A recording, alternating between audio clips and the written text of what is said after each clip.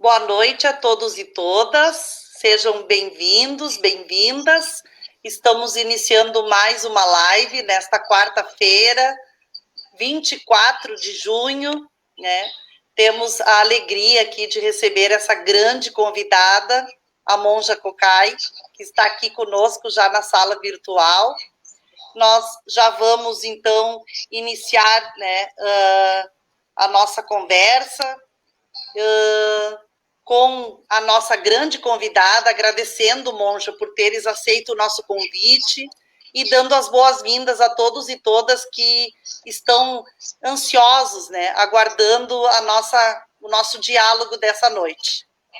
Então, vou pedir para quem vai chegando que possa compartilhar, né, o nosso link da live, nós possamos distribuir essa live para o maior número de pessoas possíveis. Eu também vou fazer isso aqui rapidão, porque tem muita gente aguardando, né, querendo poder acompanhar essa noite de conversa agradável, né, que vai ser sobre a vida, né, sobre a solidariedade, sobre a tomada de consciência coletiva, né, os processos que a gente precisa construir de evolução entre nós para podermos chegar a um objetivo maior, né, que é a defesa da vida nesse momento tão difícil que a gente enfrenta aqui da pandemia do coronavírus.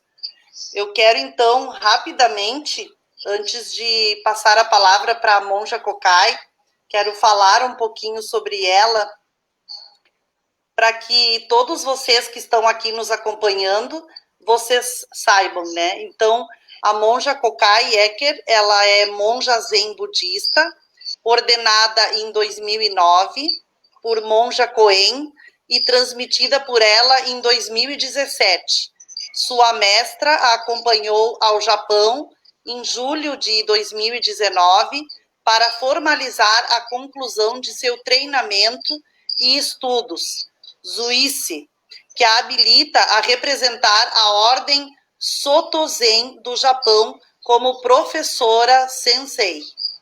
Também ela atua como psicóloga clínica, formada em 1987 pela Unicinos, pós-graduada em Sociologia da Família e especialista em processos grupais pela APSI de Buenos Aires.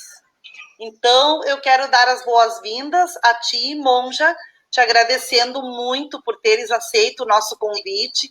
É uma honra te receber aqui numa sala virtual, né? Infelizmente, o momento é de abraços também virtuais, e eu quero te abraçar, te acolher, né? Dizer da minha alegria de estar nesta noite contigo, proporcionando uma reflexão aqui com os nossos internautas sobre o momento que nós estamos vivendo, os desafios da humanidade frente ao tema da pandemia, que é um tema novo em nossas vidas, né, preocupante, que nos assusta, e as formas que nós podemos encontrar de ampliar a nossa consciência coletiva, aumentar o nosso senso de humanidade, né, quais os ensinamentos que esse momento tem trazido também para todos nós, para que a gente também evolua, né? Porque os momentos de dor, eles também são oportunidades de evolução, de crescimento, de aprendizado, e é para isso que nós estamos aqui hoje. Então, vou te passar a palavra para tu dares uma boas-vinda aos internautas, e aí a gente vai seguindo essa troca. Muito bem. Boa noite a todos, boa noite a todas. É uma satisfação estar aqui compartilhando esse momento com vocês, para que juntos a gente possa fazer algumas reflexões.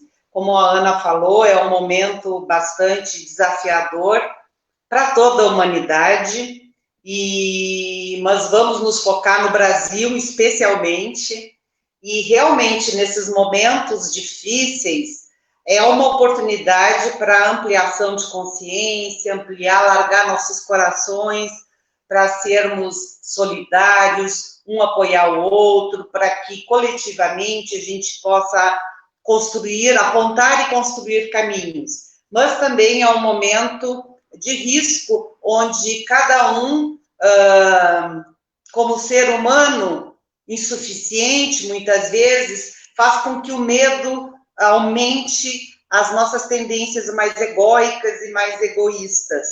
Por isso que é necessário uma reflexão para compreender o momento que a gente está vivendo e para manter a nossa lucidez para conseguir atravessar sãos e salvos. Mas essa travessia é uma travessia coletiva, né? A gente pensa que é individual, mas na verdade não é individual, porque intersomos e estamos, na verdade, todos conectados. Às vezes é um pouco difícil de poder perceber isso, mas é irrefutável que estamos conectados, porque, por exemplo, né, a ciência diz que essa pandemia é uma zoonose e que foi um vírus que passou de um animal para os humanos. Mas, na verdade, veja bem, né, o quanto os animais estão tendo os seus habitats reduzidos, diminuídos por interferência humana, né? Aí, nessa confluência emerge um vírus. Parece que é uma disputa de território, né? São tantas disputas. Que disputas vale a pena e que disputa devemos desacelerar para o bem comum, para o bem da humanidade, para o bem da civilização, não é mesmo? É um bom início essa reflexão em torno dessa disputa do território, né, e dos respeitos que nós devemos ter com o meio ambiente, com a terra, com os seres humanos, né, e acho que é isso que tem nos mostrado esse processo que já vinha antes da pandemia, de muita quebra de acordos coletivos, né, de respeito ao habitat, às diferenças, às pluralidades, às diversidades. Nós estamos num momento já antes da pandemia de muito avanço do fascismo, numa sociedade muito capitalista, onde o sistema nos traz um modelo de relação com o meio ambiente muito predador, né, onde esse sistema também nos coloca enquanto adversários, me parece, os humanos, né, trazendo sempre essa disputa voraz pelo espaço. O meio urbano está carente, né, também dessa expressão sobre as preservações ambientais, e é uma série de questões que eu acho que a gente consegue nessa noite refletir contigo, né, a partir desses dogmas do budismo e também da tua experiência como psicóloga, porque eu entendo que para além da questão da ciência, para além do tema da saúde, nós temos desafios humanitários que estão colocados para nós, e talvez a gente não tenha tido ainda o alcance de enxergar, né, a dimensão que esse processo da pandemia traz, não só para o Brasil, mas para o mundo todo, né? Então, eu quero iniciar, Monja. Eu sempre inicio as minhas lives homenageando, de alguma forma, os meus convidados, as minhas convidadas. Nesse espaço, nós já trouxemos lideranças políticas, nacionais, estaduais, trouxemos figuras da gestão pública da saúde, trouxemos a nossa autoridade aqui da cidade, que é o prefeito Vanazzi. Falamos muito da política, porque ela está presente no nosso cotidiano, e a minha atuação é uma atuação parlamentar, mas hoje, e também trouxemos uma psicóloga que falou conosco sobre saúde mental em tempos de pandemia. Mas hoje o convite para ti, ele é extremamente especial, e a expectativa das pessoas foi muito grande quando a gente anunciou, porque nós carecemos também de momentos de cuidado da nossa alma, né, do nosso psique, diante de todo esse momento que nós estamos vivendo. Então eu queria te homenagear. Eu gosto muito do Leonardo Boff, e os textos dele muitas vezes são extensos, não permitiria que a gente fizesse a leitura de um texto integral. Mas eu peguei alguns trechos, assim, que ao longo da live a gente vai poder tocar em temas muito profundos, e tu vai ser a grande oradora, né, desse momento. Tem um trecho dele que ele fala assim: homem vem de homos, terra fecunda, terra fértil. Se nós estamos doentes, adoecemos a Terra. Se a Terra está doente, hoje, pela excessiva agressão industrializada, pelo desflorestamento, pelo maltrato que fazemos das águas e dos solos, isso se reflete em nós, na perda do equilíbrio e num mal-estar generalizado da cultura. Então, felicidade, saúde do planeta e a saúde do ser humano vão juntas. Não podemos ser felizes num planeta infeliz. Então, quando o Leonardo Boff, nesse trecho de um texto, ele fala da felicidade e que ela só é possível se ela é conjunta, desde que seja a felicidade do planeta, desde que seja do ser humano também, né? Desde que haja a saúde do planeta, né? Hoje nós estamos vivendo um processo de uma pandemia em que no mundo nós temos já 479.496 mortes. Quase 500 mil mortos no mundo. Esse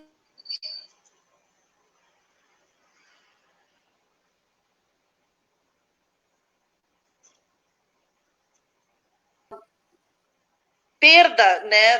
Perda, dor, né? E nós estamos diante de um momento de luto. Então, quando a gente reflete a questão da saúde do planeta, da saúde do ser humano, né? E da felicidade, nós podemos ser felizes, nós não podemos ser felizes num planeta infeliz, né? Então, eu acho que esse toque que a gente pode começar aqui falando, dessa busca pela felicidade, né, que é natural do ser humano, mas que não pode ser individual dele mesmo contra tudo e contra a natureza, a gente também fala de um momento de dor, né, onde nós temos 500 mil mortos no mundo, ou seja, o mundo está em luto. Nós estamos perdendo pessoas a todo momento, a cada minuto, a cada hora. Como é que a gente poderia, Monja, iniciar uma abordagem falando sobre essa perspectiva, né, que é a perspectiva de que nós não seremos felizes num planeta infeliz, né, e num momento de mortes e de avanço de uma pandemia, de que forma a gente pode buscar o equilíbrio para lidar com essas dores, para lidar com essas perdas, e que esse equilíbrio nos remeta a uma reflexão de que felicidade nós estamos buscando. É mais ou menos o que o Papa Francisco falou, né? Que grande ilusão do ser humano imaginar que poderia ser feliz num planeta doente. A Pachamama, né, está doente, né? E interessante que quando Leonardo Boff fala sobre humus, que vem de terra, também vem de humildade. Né? Humildade vem daí, né? Que a terra, ela não precisa do ser humano, nós que precisamos dela. Né? E desde que o homem acredita que ele poderia dominar a natureza, né, esse projeto que continua se reinventando a cada momento e de uma maneira cada vez mais voraz e agressiva, no momento onde a Terra não tem mais condições de se recuperar, não tem tempo, ela não se tem dado tempo para ela poder se regenerar e oferecer aquilo que a gente precisa para viver. E não só também da perspectiva antropocêntrica dos seres humanos, né? Mas da perspectiva de toda a vida na Terra. Né? O próprio Shakyamuni Buda, quando ele era um príncipe, há 2.600 anos atrás, né? E quando tu me fala se é possível a felicidade num contexto como esse, né? De que felicidade a gente está falando, né? antes de voltar a falar sobre esse início do budismo fundante, é legítimo que todo ser humano busque a felicidade. Então, nesse sentido, bem, eu, enquanto psicóloga, o meu trabalho é ajudar a pessoa a encontrar caminhos para ela realmente acessar essa felicidade, esse bem-estar, essa satisfação com a vida, com o trabalho, com o amor, capacidade de amar, mas num plano vertical. O budismo, eu como uma monja zen budista, o meu trabalho tem sido tanto pessoal quanto com as pessoas com quem eu interajo, de compreender o funcionamento da vida numa perspectiva horizontal. Ou seja, enquanto ser vertical, eu posso me autoconhecer. Mas, enquanto ser horizontal, nós temos o compromisso de transcender a nós mesmos e compreender não só as minhas necessidades, mas quais são as necessidades da vida de uma pessoa, de um animalzinho, de uma planta, o que ela precisa para ter vida digna. E não só a partir da minha necessidade pessoal. Então, é possível ser feliz assim? Se for muito colapsado em si mesmo, pode até ser, mas mantendo uma redoma alienante para não enxergar as desigualdades e a infelicidade que habita o mundo. Então, a minha provocação tem sido no sentido de se permitir sofrer, se permitir enxergar a dor do outro, desses outros. É possível eu ser feliz com tanta dor e sofrimento no mundo? E foi essa pergunta que Buda fez no início do budismo fundante. Quando ele saiu da vida palaciana, sim, ele era um príncipe, ele vivia numa redoma, num palácio, mas ele já era adulto quando se atreveu a desobedecer o pai e sair do palácio, porque ele vivia em 3 palácios. Era o Palácio do Verão, o Palácio do Inverno e o Palácio das Monções. E, adulto, ele desafiou a autoridade paterna e foi ver o que tinha fora do palácio. E já na época, a Índia tinha muita desigualdade social, as castas, muita pobreza, e foi isso que ele viu. E isso teve um impacto tremendo na vida dele. E a partir daí, ele tinha 29 anos. A pergunta dele foi por que tanto sofrimento? E o que é possível fazer para transcender o sofrimento? Ele disse que existem 3 venenos mentais que geram muito sofrimento. Isso lá há 2.600 anos atrás e continua sendo até hoje. Ganância, raiva e ignorância. Então, os nossos esforços, tanto dos profissionais que lidam com a educação, com a saúde, da área política, veja bem o compromisso que temos todos com o bem-estar, não só de uma pessoa ou de outra, mas de toda uma coletividade. Como os impactos políticos, econômicos, sociais atravessam o tecido social e podem fazer desse tecido um tecido mais vibrante, mais saudável, ou um tecido cheio de fissuras, de doenças, né, e de diferenças, né? Então, o desafio, é um desafio ser feliz nos tempos atuais, né? Sim. O capitalismo monetiza isso o tempo inteiro. Exatamente. E aí, tem que saber discernir, mas de que felicidade a gente está falando? Aquela felicidade que o dinheiro consegue comprar, Eu tinha, há muitos anos atrás, um familiar muito próximo, que volte e meia ele botava a mão na barriga e dizia, como eu sou feliz. Aí eu olhava, e aí ele começava a, tem uma mulher linda, filhos maravilhosos, o emprego, não me falta nada. E aí era o mesmo também que dizia que pobre é pobre porque é vagabundo e não quer trabalhar. Aí fica fácil, né? Sim. Quando é branco, teve todas as oportunidades, pôde estudar, pôde competir no mercado de trabalho, falar outro idioma. Então, como a gente tem que ter cuidado com essa ideia da meritocracia, que a gente sabe que não é bem assim, né? Sim. Principalmente no Brasil. Sabe que amanhã está fazendo 1 ano que eu fui para o Japão. Né? Eu gosto muito do Japão. Né? Pretendo conseguir voltar, né? Mas enfim. Né? Mas os japoneses não sabem, hoje estão começando a entender o que é ser um monge ou uma monja na América Latina. Que desafio. Uhum. E nem eu sabia.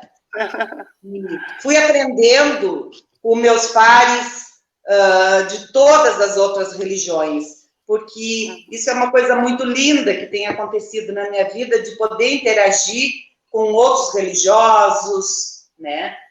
De todas as matrizes religiosas, né? E são encontros muito fecundos, muito amorosos, né? De muita aceitação, né? E, em última instância, todos trabalham querendo levar paz, sabedoria, solidariedade, compaixão, misericórdia, né? Dentro dessa perspectiva, eu tenho um ranço, vou dividir contigo, Ana, tá? Conta. Eu sou, minha família toda, sou católica, né? Fiz primeira comunhão, tinha uma tia muito igrejeira, eu faço arranjos de flores muito bonito. Ai, que legal. Mas eu tenho uma inspiração, eu tive uma tia que durante 50 anos fez os arranjos da igreja, e de vez em quando eu ia lá ajudar ela, né, quando eu era menina. Tu vê, isso aí são matrizes que a gente vai fundando dentro da gente, são sementinhas que tu vai, em algum lugar fica depositado, e depende do momento aquilo emerge, aparece, floresce, né? Mas então, eu sempre me criei com essa coisa de ter que fazer trabalho voluntário, a coisa de caridade.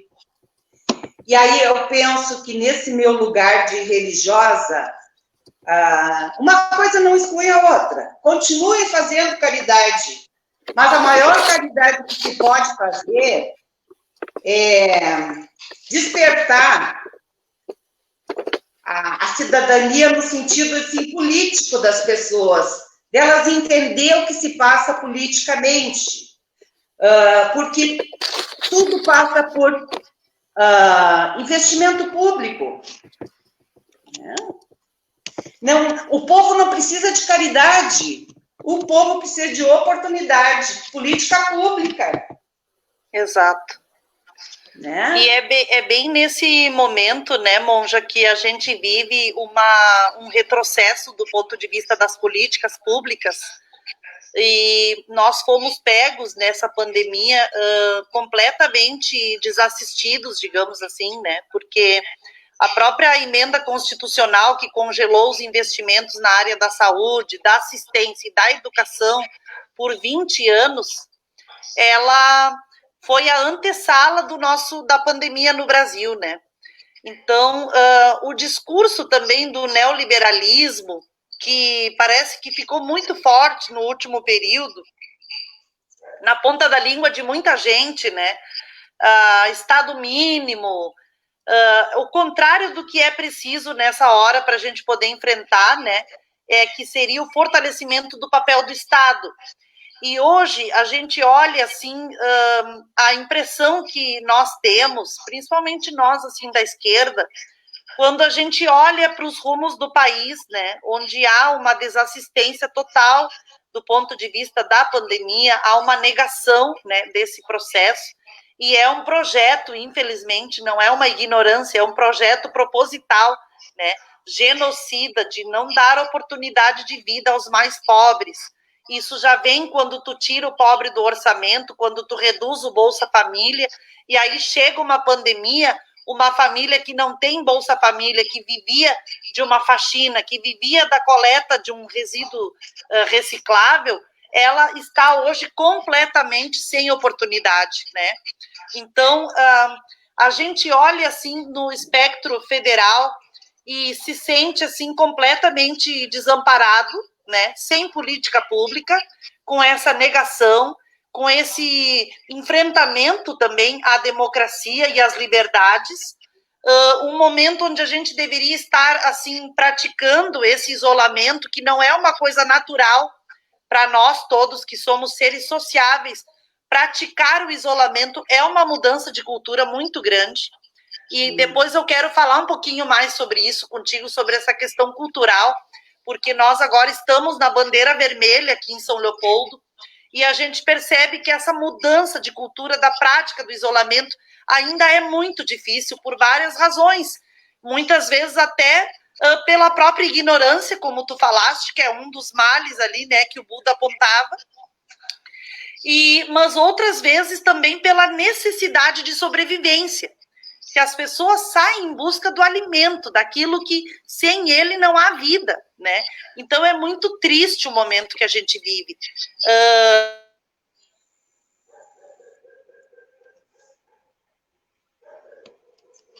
Ana, microfone, abre o microfone. Sem querer, eu apertei sem querer. Os dedos também faz dessa. Aqui na cidade, nós nos sentimos, às vezes, um pouco solitários, assim, né? Com a perspectiva da defesa da vida, que é, assim, para nós, intransigente, para o prefeito Banazzi, para o nosso projeto.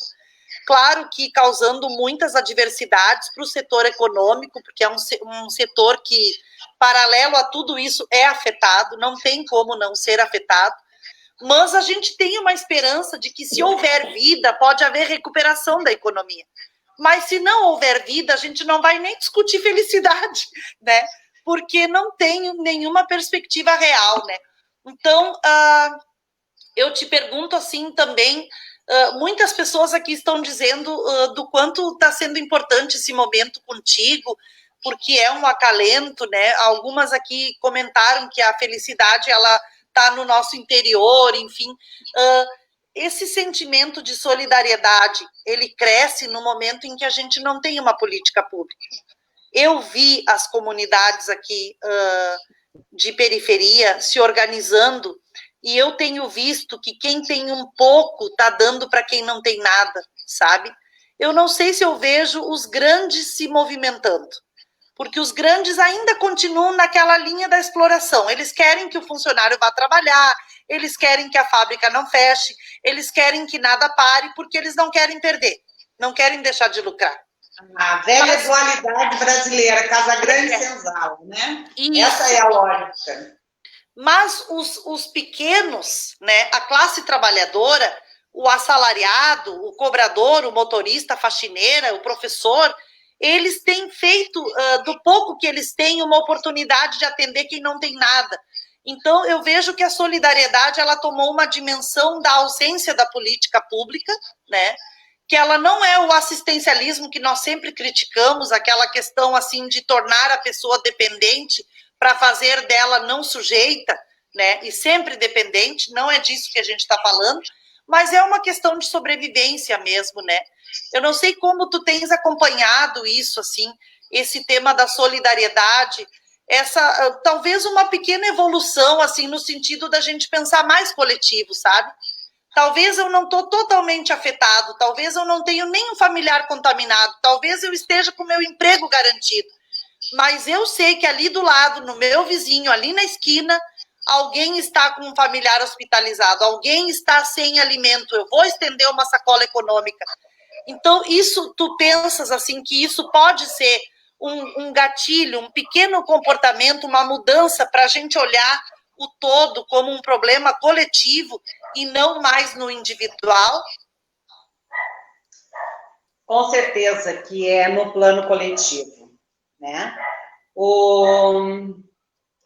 Tem até eu vou de novo comparar com o budismo. Tá? Até 500 anos, 400, 500 anos, mais ou menos coincidiu com o início da nossa era cristã, o budismo, os religiosos do budismo se preocupavam em despertar, acessar para si. E lá pelas tantas se começou a questionar que não fazia muito sentido, que tem que colocar a expansão, a iluminação, o despertar, o conhecimento a serviço do todo, né? E a partir dali começou o voto do Bodhisattva. Isso explica, as explicações, por que o Japão atualmente se recuperou, por exemplo, tão rápido do tsunami.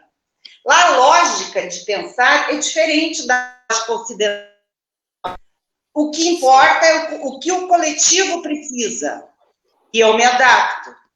Aqui, até porque aqui tem as classes sociais e elas disputam, né? E sempre sobra o pior para a classe baixa. E vou trazer uma situação que mexeu muito com todo mundo ontem e hoje, foi a confissão da Lia Luft, né? Uma escritora, representante, minha conterrânea, lá de Santa Cruz, representante da classe média alta branca, né? Que fica ali no meio, entre a classe dominante e a classe baixa. No Brasil, assim como na Índia existem as castas, aqui no Brasil existe também essas castas, né? E a classe média tem sido um obstáculo epistemofílico, epistemológico, que a ciência explica e que é o atraso não deixa esse país avançar, né? Porque, vejamos, você falou agora que o neoliberalismo está muito impositivo, isso já vem vindo há muito tempo, né? E é uma ideologia que vai sendo construída e que vai deformando a mentalidade com a contribuição, inclusive das universidades, que foram vendendo as universidades, o empresariado. Eu me lembro que aqui em São Leopoldo, o meu primeiro emprego foi um tempo durante a faculdade, eu era recrutadora alemã. E o gerente de recursos humanos me disse uma coisa que eu nunca esqueci: não seleciona estudar. Eu fiquei com aquilo assim, que eu não entendi muito bem. Desde ali eu sou ativista disfarçada, né? Mas para ver como a coisa funciona, sabe? Na prática é isso que acontece. A classe média, não toda ela, mas a grande maioria, ao invés de jogar a favor do coletivo, ela joga para ela e defende a aristocracia, enfim, hoje a classe dominante. E essa mudança de mentalidade tem que acontecer. Né? Essa mudança de que se o Brasil quiser ser um lugar bom para todos, todos têm que ser incluídos. Né? Porque o que você está falando agora, que o povo realmente está desprotegido. Nós não estamos com uma gestão, com um presidente preocupado com o povo e cuidar da vida do povo. Pelo contrário, quais são as vidas matáveis e dispensáveis que não nos interessam? né? E é por isso que essa pandemia está e vai ficar, né? E vai atrasar a vida daqueles, inclusive, que estão em isolamento, que estão se cuidando, que têm a boa sorte de poder estar em casa se protegendo. Mas, com isso, se estende indefinidamente, né? Então, não poderíamos ter um governo pior para uma pandemia como essa, né? Se instalar. E o que houve, na verdade, foi uma demonização da política, que começou lá em 2005 com o Mensalão. Não teve um dia que a imprensa não bateu pesado na esquerda, criminalizando a política, e isso faz com que as pessoas vão criando uma aversão à política, não querem saber. E ainda tem algumas crenças populares que só atrapalha, né? Como aquela religião não discute, futebol não se discute, né? Não se discute, política não se discute, gosto não se discute, briga de marido e mulher, ninguém bota a mulher. Então, é muita coisa para não ser discutido, né? Muita coisa importante para não ser discutido. Aí que está, interdita a reflexão. É isso mesmo. Isso é péssimo, né? Não deixa fluir e não promove nenhuma construção, né? Né? Então, ou seja, nós temos desafios importantes pela frente. Eu acredito muito nas mulheres, né? Na força das mulheres. Né? E acredito também que a vida é muito grande e que nós queremos viver. E que a civilização vai encontrar um jeito de seguir avançando. Porque o que estamos vivendo é um retrocesso civilizatório, principalmente no Brasil. Principalmente, eu não conheço, tá? Tem alguns, diz que na Turquia, mas isso está tão longe, eu estou olhando o Brasil, nessa gotinha de vida que me cabe viver, né? É o cenário mais assustador que eu estou vendo no Brasil. Nem na época da ditadura foi tão temível como está sendo agora. Não é hoje que é para ser votada a privatização da água, não é o que, com todo esse cenário, a classe dominante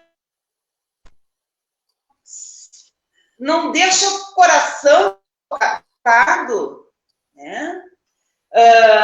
Que é a consigna do Ricardo Salles, que reunião, não foi isso? Bota a boiada para passar enquanto está todo mundo preocupado com o coronavírus, mas se isso... Aonde ficou a humanidade? Aonde? Na própria reunião, o Guedes incentivando a prostituição, que não há resquícios de humanidade nesses representantes atuais do nosso povo. E aí, isso é um risco para todo o povo brasileiro. Né? É muito sério e muito preocupante. Eu concordo contigo, e essa criminalização da política também, e hoje olhando a desumanidade de alguns políticos também, isso tudo colabora, né, para que as pessoas formem uma opinião. E também há um incentivo à ignorância, no sentido de que a gente negue, né, os problemas que nós estamos vivendo. Quando a gente falava aqui em paz, em felicidade, eu fiquei me perguntando se é possível paz sem justiça social, né? Porque a gente percebe que os de baixo continuam sofrendo, né? Tanto de fome como desemprego, e ainda há ponta da pirâmide, sempre privilegiada em qualquer momento, inclusive agora, né, no momento da pandemia, que foi todos os recursos repassados para os bancos, para os banqueiros, que poderia ter sido investido na área da saúde para salvar vidas, enfim, né. Tem um outro trecho do Leonardo Boff, de um outro texto dele, que ele diz assim: tocar uma pessoa com todos os cuidados necessários para evitar bactérias é mais que um gesto físico, é uma expressão profundamente humana e espiritual, o toque, né? O toque da pele quer comunicar. Você que está aí, meu irmão, minha irmã, você pertence à nossa humanidade. Você não estará nunca sozinho, porque eu estou aqui para te acompanhar, né? Eu todas as noites eu gravo um boletim informativo onde eu passo para as pessoas quantos contaminados e mortos nós tivemos no Brasil, quantos no Rio Grande do Sul, quantos em São Leopoldo. E tem sido uma experiência, assim, que até para mim, do ponto de vista pessoal e político, tem me feito, em alguma medida, ter um senso de responsabilidade muito grande com as informações, porque eu sei que são informações que impactam as pessoas. No início da pandemia, 90 dias atrás, quando a gente iniciou aquele período da quarentena, do isolamento, só mercado, farmácia e posto de gasolina aberto. Que achava que dentro de 3 semanas tudo ia voltar. Isso, nós tínhamos uma perspectiva que seria rápido, né? E a gente não sabe o tempo das coisas. A gente entrou num túnel, mas a gente não sabe quando. A gente não sabe quando é a saída. No início da pandemia, eu falava, hoje tivemos o primeiro caso confirmado, né? Hoje tivemos 2 confirmados. Diariamente eu falava de uma confirmação. Hoje, no boletim de hoje, eu vou falar de mais de 100 confirmações, né? Então, eu falei um pouco sobre a informação, né? Sobre o comunicar esse momento que a gente está vivendo, mas eu também penso nessas pessoas, como o Leonardo Boff fala da questão do toque, né? Que o toque é mais do que um gesto físico, ele é um toque, ele é um gesto espiritual, né? E é um gesto humano. Hoje nós estamos fazendo o cuidado sem tocar, né? Então, como é difícil, né, fazer esse cuidado sem o toque, porque também nos foi tirada a oportunidade dessa coisa. Eu pertenço a uma ordem religiosa que não se toca as pessoas. Nossa. Só se faz assim, ó. E a gente vai se habituando. E isso não quer a gente como latino, a gente é muito efusivo, muito afetuoso, né? Mas é possível demonstrar afeto, consideração, respeito, com um olhar, com uma saudação, palma com palma, como quem diz, eu estou inteira com você. Sim. Né? Eu fiquei pensando essa semana, até conversando com o secretário de saúde, nossa, nós temos 600 pessoas com o teste positivo na cidade. Hoje já são 700 e algo, no boletim de hoje, né? Eu fiquei pensando, como dar uma palavra para essa pessoa que recebeu um teste positivo do Covid, né? Como é que a gente pode abraçar essa pessoa, mandar uma mensagem para ela, ou uma carta para ela, porque receber um exame positivo do Covid, para muitas pessoas parece e significa uma sentença de morte, né? Então, aquela dúvida... Era no início dos anos 80 com a AIDS. Isto. É muito assustador. Aquela dúvida, será que eu vou sobreviver? Será que eu vou ter complicações? Será que se eu for para o hospital vai ter leito? Será que a UTI vai estar 100% ocupada? Né? Eu acho que deve passar, eu atendo todos os dias pessoas que estão com suspeita, que buscam os testes, que pedem orientação, e as pessoas ficam desesperadas, né? Então, a gente está aqui, na verdade, nesse capítulo da live, a gente está falando de cuidado, né? E eu não sabia que essa questão do dogma de vocês era desse cuidado todo sem o toque, né? Será que tu consegue nos dar aí um ensinamento, um aprendizado para nós que somos tão afetuosos, né? A gente tem visto família por uma chamada de vídeo, a gente leva uma marmita para o pai que é idoso no portão, a gente sente falta, né, daquele abraço, daquele carinho.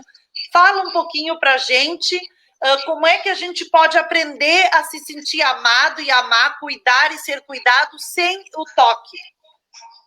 Sem o toque. Pois então, eu ainda estou aprendendo também, porque apesar de eu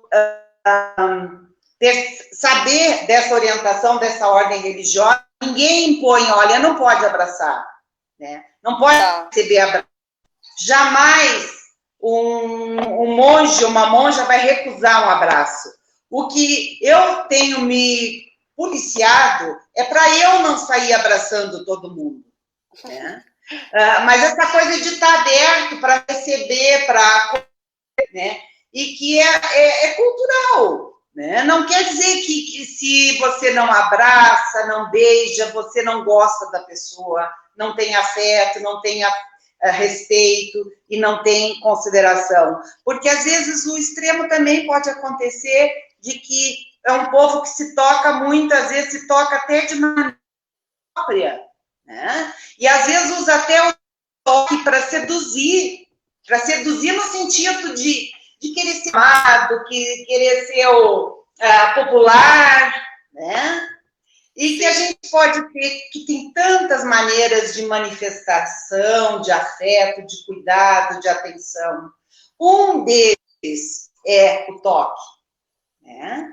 E que nesse momento, as pessoas mais fragilizadas, veja bem, nem podem, a realidade nos impõe nesse momento que a gente não se toque, né?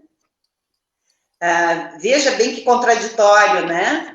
Sim. E temos que conviver com isso, e qual o tamanho do desafio no sentido, assim, de que, mesmo assim, vamos atravessando juntos essa pandemia. Cada um na sua casa, porque, assim, se eu estou na minha casa, não é só querendo me preservar, mas é para não ser mais um hospedeiro do todo que fica... diz que o vírus fica no ar, né? E a gente não pode dar... veja bem, isso também, de grande parte da população na rua, a gente sabe que grande parte precisa, que não tem outra maneira, mas grande parte é porque a nossa liderança favorece que o Brasil inteiro fique batendo cabeça, né? Porque não temos liderança. Ou seja, temos um péssimo exemplo, né? Sim. Que fica tocando, que não usa máscara, que fica estimulando aglomerações, né? Então, assim, nada garante nada, né? Nesse momento, a gente não pode, né? Até para os namorados deve estar difícil, né? E que coisa mais boa poder amar e amar bem, né? Amar de uma maneira saudável, que seja. É mais complicado até para as crianças. Por que criança não pode ir para a escola? Porque elas se tocam, elas estão juntas e amontoadas. Coisa mais bonita, né? É lindo. Né? Então, nesse momento, o que a gente tem que ser o adulto lúcido da história. Ter a lucidez. É somente com ela que podemos contar nesse momento. Lucidez, sabedoria, respirar, apesar do medo, né?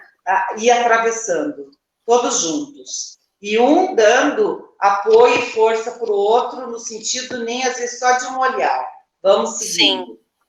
E por isso que é importante boas lideranças para poder... Liderança no sentido, pode ser até alguém da família que tenha mais iniciativa, né? Sim. Né? Lideranças espirituais, lideranças políticas, como estamos carecendo de boas lideranças. É imperdoável o que foi feito com a nossa presidente Dilma Rousseff. Imperdoável. Né? E aí, o povo, o coletivo como um todo, tem essa conta para pagar. E ela está se apresentando agora. Isso se fala em karma coletivo. E não tem nada de que é castigo. Não, não é castigo, não. É como a lei da física. Jogou uma bola branca, não vai voltar uma bola amarela. Né? Todos somos responsáveis por nossas ações. E as consequências vêm. E elas, às vezes, são mais do individual e, às vezes, mais do coletivo. Nesse momento coletivo. Ou seja, nós precisamos aprofundar muito a nossa capacidade de respeitar o próximo, respeitar o coletivo, respeitar. Isso vale até para as próprias instituições que deveriam estar dando exemplo. Né?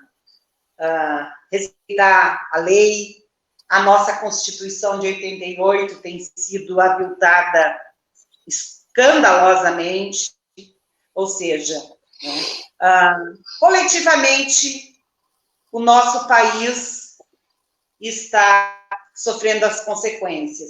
E o muito triste é que quem não mereceria pagando essa conta também está pagando. Como as nossas florestas que estão sendo tombadas, os nossos animaizinhos que estão sendo sacrificados, para onde eles vão, como que se explica a crueldade de botar corrente no chão e grandes tratores derrubando tudo e transformando a nossa Amazônia numa futura um deserto. Como explicar o calor em pleno inverno? Então, vamos ficar tranquilos. Apesar de tudo isso, fiquemos tranquilos e confiemos na vida. Porque a vida, ela não vai parar um segundo como nunca parou. Ela vai seguir o caminho dela. A vida segue. Segue seu curso. A vida segue o seu curso. Nós que temos que tomar juízo para ter méritos para seguir junto. A gente aqui acabou falando um pouco da... Sendo bom ou ruim, tá tudo certo. A gente falou muito aqui da questão da dimensão humana, né? Da nossa transformação, que é um processo permanente, né? Nós, enquanto indivíduos, a gente está sempre em crescimento, em aprendizado. E mesmo essa questão da coletividade num mundo tão individualista, sempre é muito difícil a gente construir saídas conjuntas, né? Mas eu tenho dito que para esse processo que nós estamos vivendo agora, não há uma saída individual. Não há como garantir o bem-estar de um e os demais que se ralem, né? Então, considerando o quanto esse processo ele é coletivo e muitas pessoas não conseguiram fazer ainda essa leitura.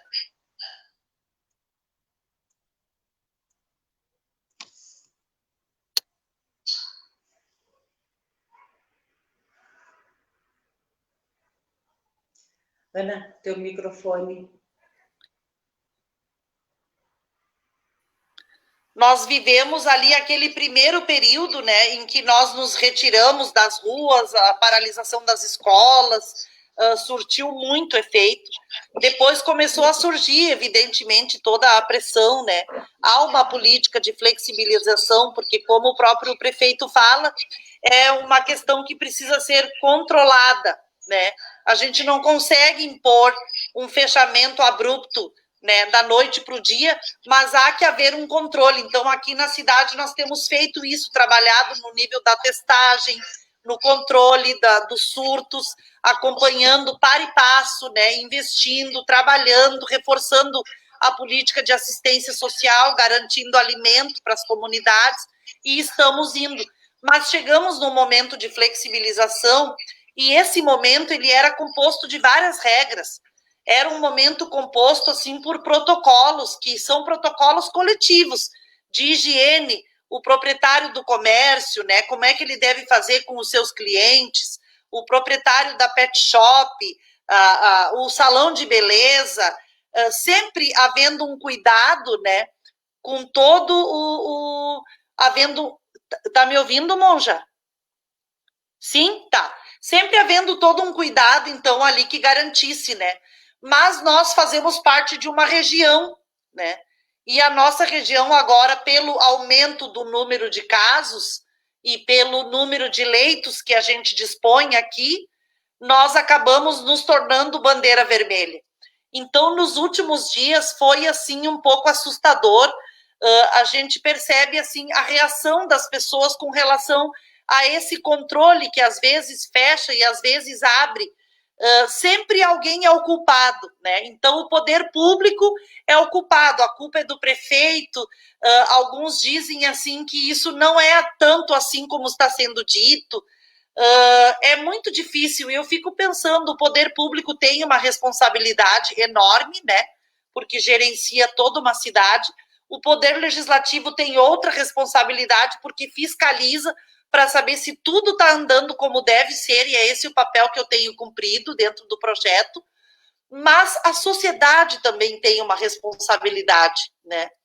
Então, assim, também eu provoquei um pouco essa conversa hoje nossa, né, porque eu percebo, assim, que alguns setores fizeram super bem a sua parte, garantiram, mas a população também tem pequenas coisas, por exemplo, ir ao supermercado, né, que não precisa toda a família estar lá percorrendo os corredores para fazer compra, né? Então, tem pequenos gestos, pequenas atitudes, pequenas lições diárias que a gente precisa adotar, que são mudanças da nossa cultura e que elas interferem no coletivo. Então, eu posso ficar 90 dias parada, mas se os demais não fizerem o mesmo, eu não estou resguardando nem a mim, nem a minha família, porque essa é uma situação de coletividade.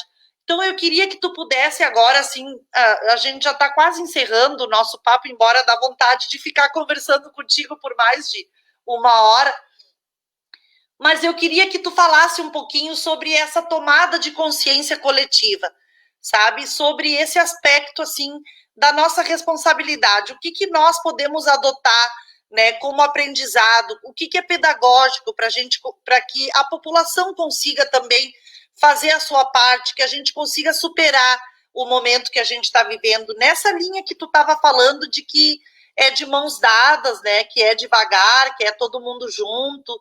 Não adianta, não é uma corrida de 100 metros rasos, né? É uma maratona, né? Uma maratona longa. A gente está 90 dias. O pior momento para o Rio Grande do Sul dizem que é agora julho, agosto. Então, quando a gente entrou, a gente achava, nossa, para tudo. Daqui a pouco a gente volta, mas daí a gente não está voltando. A gente não está voltando. E isso não é uma corrida de 100 metros rasos, é uma maratona.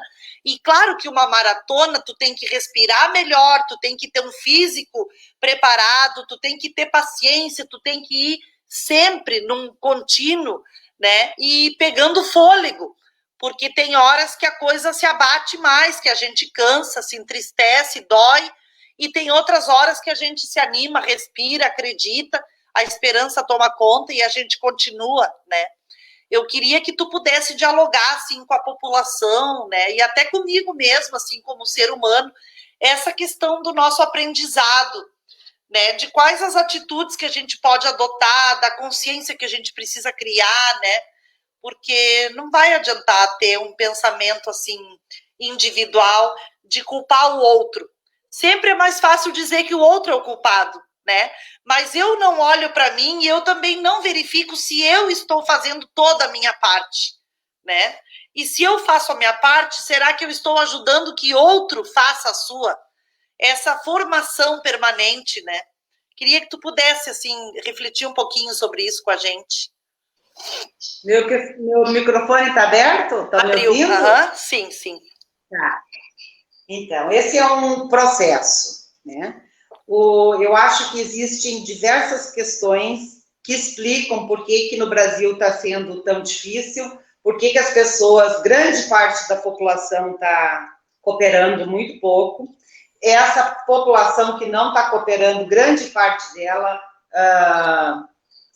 precisa sair porque precisa trabalhar. Aí entra, em primeiro lugar, gestão pública não está alinhada, o tecido social está esgarçado, cada um puxa para um lado. Deveria vir de cima políticas públicas para a pessoa até poder ficar em casa. Esse auxílio emergencial não deveria nem ser discutido. Ele deveria se manter, não baixar o valor, para dar um pouquinho de tranquilidade para as pessoas. E vem revelar também a grande desigualdade social, porque tem grande parte da população que vive nas favelas, vive em espaços que não se possível um confinamento. 8 pessoas dentro de um cubículo, né? Então, causas e condições foram emergindo para que essa situação se fale, né? E aí eu acho que tem uma questão de saúde mental operando aí, que as pessoas estão muito confusas, tem uma negação maciça, né? Tem uma manipulação que tem uma grande parte do povo que está sendo manobrada e manipulada, inclusive alguns pastores mais fundamentalistas que também não estão contribuindo, haja visto que acham que pode se reunir em multidões, né? Sim. Né? Então, são diversas causas que estão operando todas ao mesmo tempo, né? E que, afortunado aquele que pode ficar em casa e se proteger, e se proteger até certo ponto, né? Porque até quando vai poder ficar encapsulado dentro de casa? Sim.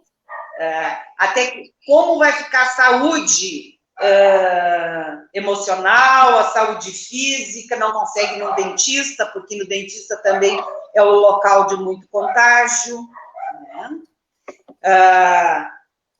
Nesse momento, prometer paz é uma promessa mais ou menos que nem o capitalismo tem feito ao longo das décadas. Ele promete prosperidade, mas não cumpre nunca, né? E que é fácil, às vezes, culpar o outro. É cada um olhar para si nesse momento e ver o que pode fazer para poder contribuir. E não esperar, em primeiro lugar, não podemos esperar nada da esfera federal e nem da nossa esfera estadual, que está tão alinhada, que oscila um pouco, né? E aqui na nossa esfera municipal, eu penso que tem sido feito um bom trabalho, que tem que manter a confiança e, às vezes, marcar o seu lugar de autoridade. E que a autoridade, sem ser necessariamente ditadura ou uma coisa de imposição. De imposição, mas de autoridade. Não tem que ser assim, tem que pensar. Depois a gente vê como vai fazer. Mas chega de morrer gente. Sim. Se os outros países conseguiram diminuir a sua curva, se a nossa vizinha Argentina está conseguindo lidar de uma maneira tão diferente, muito bem. Por que nós não vamos considerar a vida do nosso povo? O nosso povo pobre já sofre de uma maneira... eu escutei uma expressão e é verdadeira. O joelho do homem branco já está há 500 anos no pescoço do nosso povo pobre. E daqui para frente no país, não é só negro. Bastou ser pobre. Não interessa se é branco ou se é negro, a tua vida não vale nada. É isso que nós temos que mudar. Essa tem que ser uma formação de consciência. Por isso que não tem como excluir e deixar a política apartada de tudo isso, porque foi justamente disputa de narrativa que nos colocou nesse lugar. É isso que dá não gostar de política. Eu não me envolvo com política. Não sabe nem o que é direita e o que é esquerda? Por favor, vamos deixar de ser amados. E nesse momento, vamos ficar em casa, vamos contribuir, ficar em casa. É a única forma, nesse momento, de proteger, não é proteger eu, nos proteger. Esse vírus conseguir enfraquecer a circulação dele. Isso também é reflexo de que cada um pensa do seu jeito, quer resolver as coisas do seu jeito, desconsiderando o que a ciência tem para dizer. Exato. Vocês não percebem que os únicos ministros que estão até agora e não foram, não sofreram nenhum abalo, é o Paulo Guedes, é aquele os Carlos Salles do meio ambiente, aquela da agricultura, porque o agronegócio e os grandes bancos, essas bancadas estão protegidas. O que está batendo cabeça e não engrena de jeito nenhum? Saúde e educação. Não é mais, é justamente disso que precisamos. Saúde, educação, investimento nessas áreas, para poder vislumbrar uma mudança daqui a 10 anos, que também não é de hoje para amanhã. Então, a psicóloga e a monja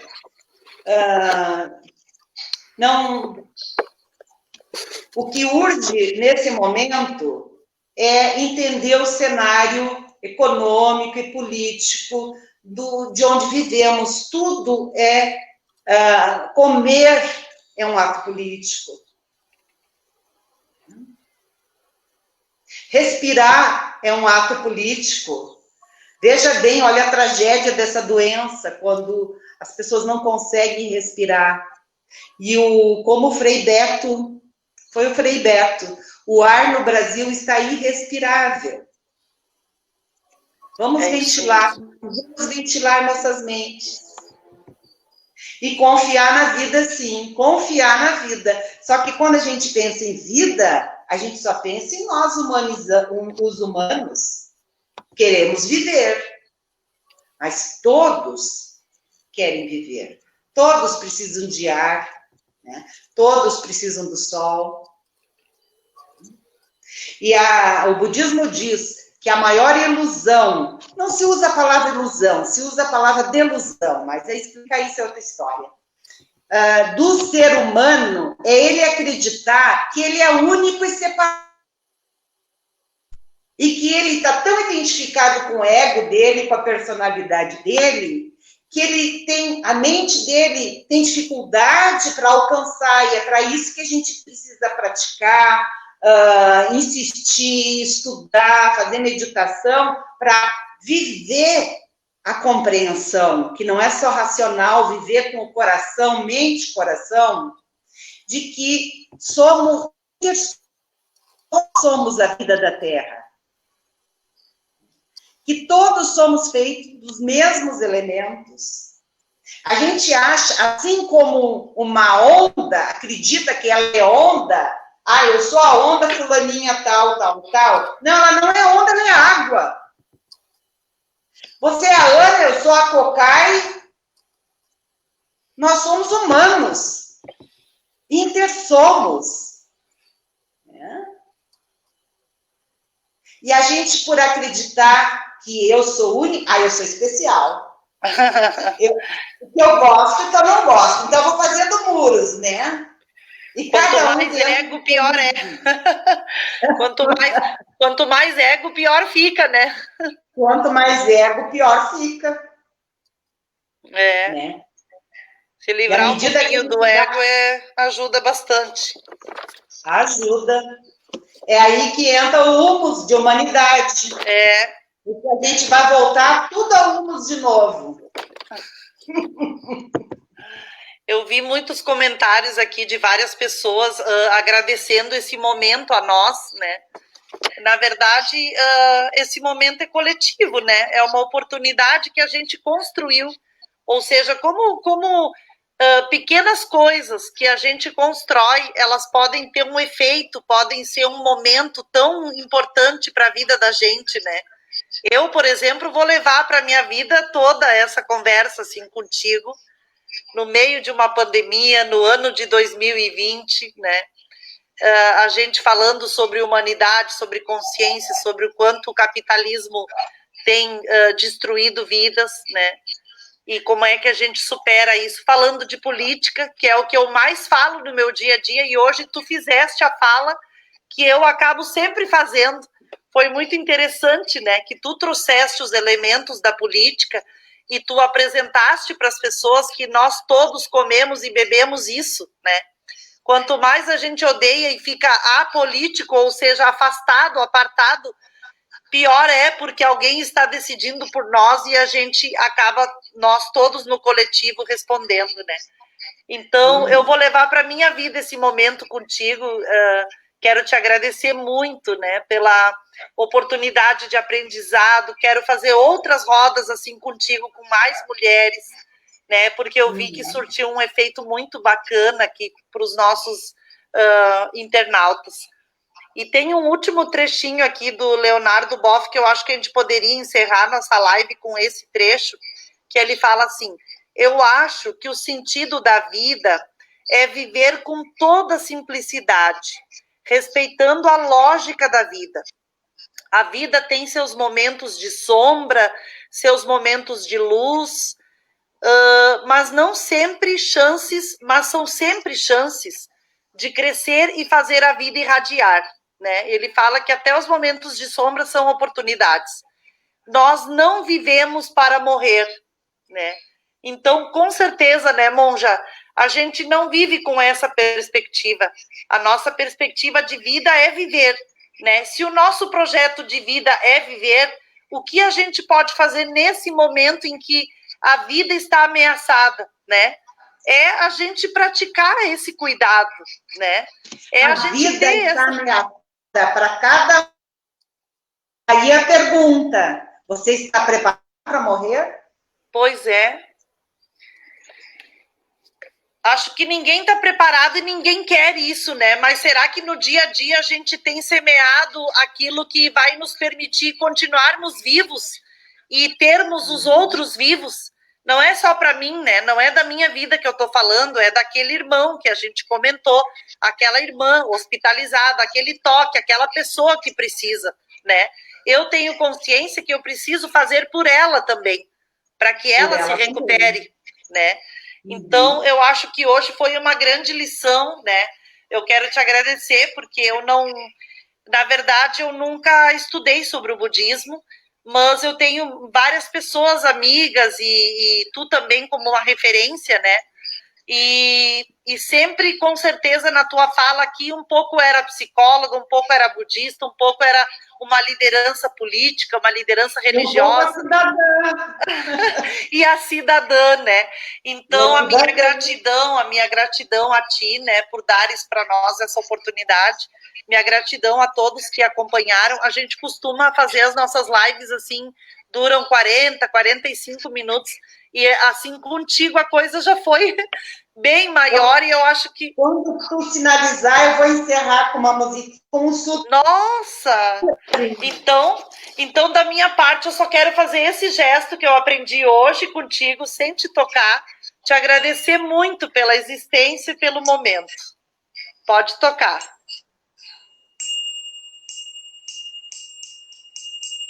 Gate, gate, para sangate, bodhi, soaka. Indo, indo, indo, seguindo, atravessando, Hosana, aleluia. Muito obrigada. Um abraço. Um abraço a todos e todas. Boa noite. Boa noite a todos.